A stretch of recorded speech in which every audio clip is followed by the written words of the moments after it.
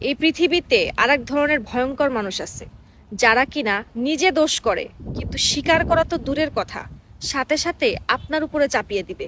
আর এমন ভাবে আপনার উপরে দোষ চাপিয়ে দিবে, আপনি কোনো কথাই বলতে পারবেন না। যারা নিজের দোষটাকে অন্যের কাঁধে চাপিয়ে দেয় তাদের সাথে কখনো তর্কে যাবেন না, কারণ তর্ক করে আপনি কখনোই জিততে পারবেন না।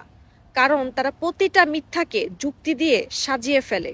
এই জন্য নিজের বিরুদ্ধে যখন কোনো কথা শুনবেন, তখন একটাই ফর্মুলা অ্যাপ্লাই করবেন। সেটা হচ্ছে শান্ত হয়ে চুপ করে শুনবেন। এটার কোনো বিকল্প নেই। আমি আপনাদেরকে অনেক কথা বলি, কিন্তু বাস্তব কথা কি জানেন? এই পৃথিবীতে যদি আপনি বাঁচতে চান, তাহলে চুপ থাকাটা অনেক জরুরি। আপনাকে অবশ্যই চুপ করে থাকা শিখতে হবে।